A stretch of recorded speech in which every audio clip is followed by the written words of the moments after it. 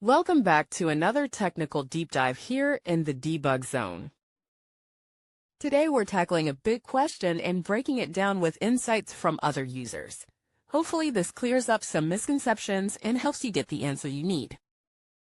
So buckle up, stay a little curious, and let's jump right in.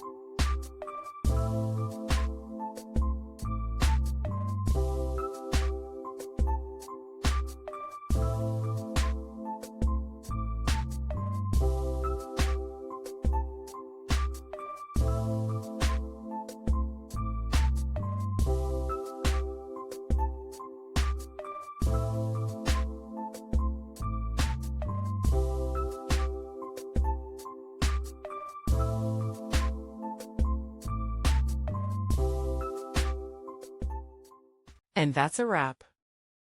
I hope you found the answer you were looking for.